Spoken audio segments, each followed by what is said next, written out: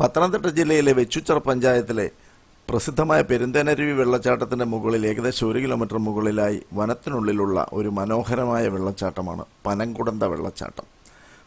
5 തട്ടുകളായി പതിക്കുന്ന ഈ വെള്ളച്ചാട്ടം വളരെ മനോഹരമാണ്. വാഹനത്തിൽ വന്നതിന് ശേഷം ഏകദേശം ഒരു 200 മീറ്ററോളം കാൽനടയായി വനത്തിലൂടെ അകത്തേക്ക് നടന്നാൽ മാത്രമേ ഈ വെള്ളച്ചാട്ടത്തിലേക്ക് എത്താൻ പറ്റുകയുള്ളൂ. വളരെ മനോഹരമായ വെള്ളച്ചാട്ടമാണ്, പക്ഷേ അപകടം നിറഞ്ഞതുമാണ്. കാര്യം ആഴം കൊണ്ടല്ല, ഇവിടെ കൂടുതലും വഴുക്കലുള്ള പാറയൊക്കെയുണ്ട്. അതുകൊണ്ട് മുകളിലേക്ക് കയറുമ്പോൾ പ്രത്യേകം ശ്രദ്ധിക്കണം. ഏറ്റവും താഴെയുള്ള തട്ടിലാണ് ഇപ്പോൾ കുളിച്ചുകൊണ്ടിരിക്കുന്നത് നിങ്ങൾ കാണുന്നത്.